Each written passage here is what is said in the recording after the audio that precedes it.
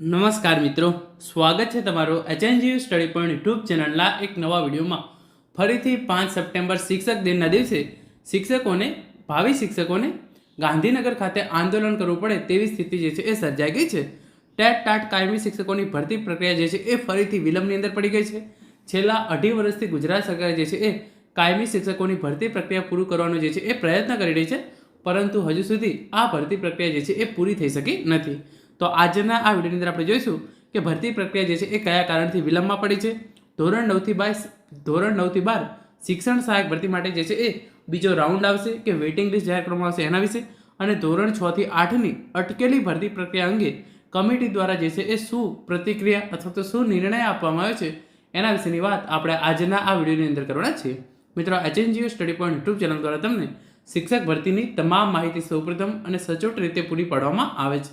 ભવિષ્યમાં પણ આવી તમામ માહિતી મેળવવા માટે એચએનજીયુ સ્ટડી પોઈન્ટ યુટ્યુબ ચેનલને અત્યારે સબસ્ક્રાઇબ કરી લેજો.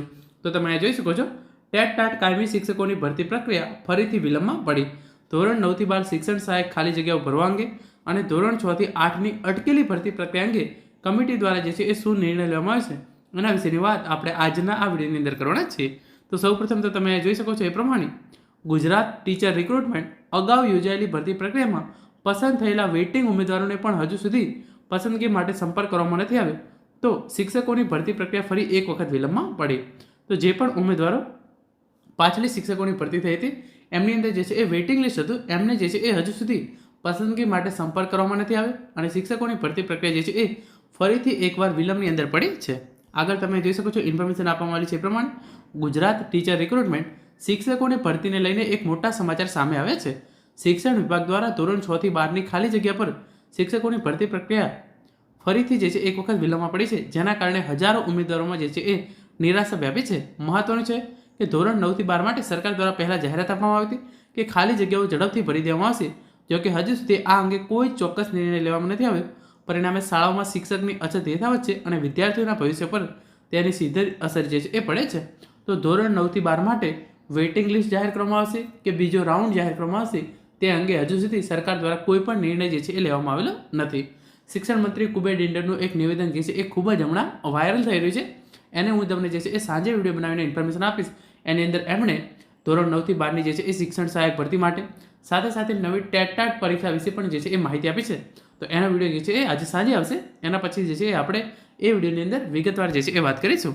પરંતુ ધોરણ 9 થી 12 શિક્ષણ સહાયક ભરતી માટે બીજો રાઉન્ડ આવશે કે વેઇટિંગ લિસ્ટ આવશે એના રિલેટેડ હજુ સુધી કોઈ પણ સમાચાર જે છે એ જાહેર કરવામાં આવેલા નથી. આ સાથે અન્ય એક મહત્વપૂર્ણ મુદ્દો એ છે કે અગાઉ યોજાયેલી ભરતી પ્રક્રિયામાં પસંદ થયેલા વેઇટિંગ ઉમેદવારોને પણ હજુ સુધી પસંદગી માટે સંપર્ક કરવામાં નથી આવ્યો. સરકાર તરફથી કોઈ સ્પષ્ટ સમયસીમા ન જણાવવામાં આવતા આ ઉમેદવારો જે છે એ નિરાશ થઈ રહ્યા છે.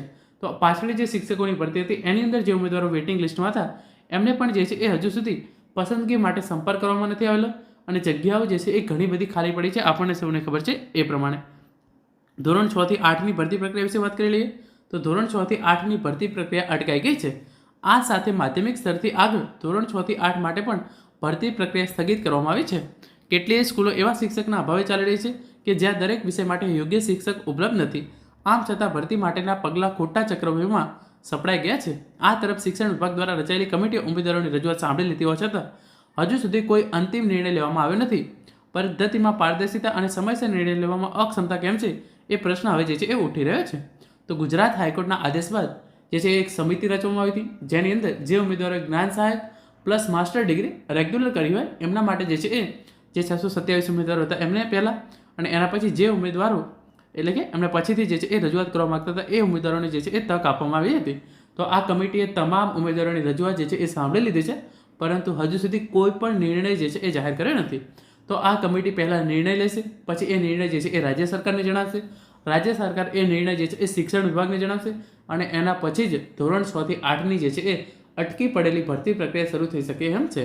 તો અત્યારના કિસ્સામાં ધોરણ 6 થી 8ની ભરતી પ્રક્રિયા માટે પણ કોઈ પણ પ્રકારનો નિર્ણય જે છે એ હજુ સુધી લેવાયો નથી.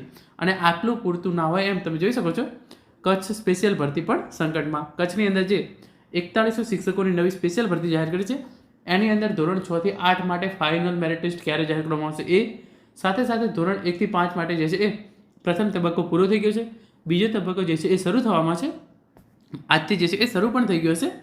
આ બધાની વચ્ચે એક સમાચાર એ પણ છે કે કચ્છ જિલ્લામાં હાથ ધરવામાં આવેલી સ્પેશિયલ ભરતીમાં પણ ઘણી જગ્યાઓ જે છે એ ખાલી રહેવાની શક્યતા વ્યક્ત કરવામાં આવી છે.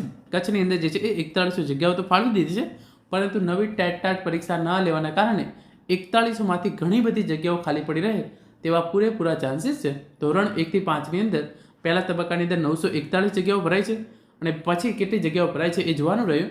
2500માંથી ઘણા બધી જગ્યાઓ જે છે એ ખાલી પડી રહે તેવા પૂરેપૂરા ચાન્સીસ છે. ઇન શોર્ટ, જે આ વિડીયો જોયા એની અંદર તમે જોઈ શકો છો, શિક્ષકોની ભરતી ફરી એકવાર વિલંબમાં પડી. ધોરણ 9 થી 12માં ખાલી જગ્યાઓ ભરવા અંગે કોઈ નિર્ણય નહીં. ધોરણ 6 થી 8ની ભરતી પણ અટકી પડી.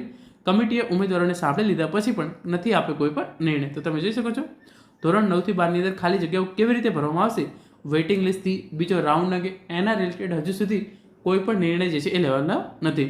ધોરણ 6 થી 8ની ભરતી પણ અટકી પડી. કમિટીએ ઉમેદવારોને સાંભળી લીધા પછી પણ કોઈ પણ નિર્ણય જે છે એ આપ્યો નથી. તો ધોરણ 6 થી 8ના ઉમેદવારો જે પણ કમિટી સમક્ષ હાજર રહ્યા છે એમની તમામની રજૂઆત જે છે એ સાંભળી લેવામાં આવી છે, પરંતુ એના પછી હજુ સુધી કોઈ પણ નિર્ણય જે છે એ જાહેર કરવામાં આવેલો નથી. અને આગળ તમે અહીંયા જોઈ શકો છો, શિક્ષક ભરતી ફરીથી વિલંબ.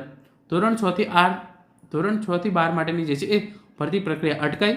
વિલંબથી હજારોથી વધુ ઉમેદવારોમાં જે છે એ નિરાશા. ધોરણ 9 થી 12 માટે પહેલેથી જ આપેલી જાહેરાત જે છે એ અટકી ગઈ છે. શાળામાં શિક્ષકની ભારે અછત યથાવત. નિયમિત શિક્ષક ન હોવાના કારણે વિદ્યાર્થીઓ પર અસર. વિભાગે રજૂઆત જે છે એ સાંભળી લીધી છે, છતાં કોઈ પણ અંતિમ નિર્ણય જે છે એ હજુ સુધી જાહેર કરેલો નથી. તો આ પ્રમાણે શિક્ષક દિન આવવાની તૈયારીમાં છે, છતાં કાયમી શિક્ષકોની ભરતી પ્રક્રિયા જે છે એ હજુ સુધી સરકાર દ્વારા જે છે એ પૂરી થઈ શકી નથી. તો હતો આજનો આ video. Thank you so much for watching.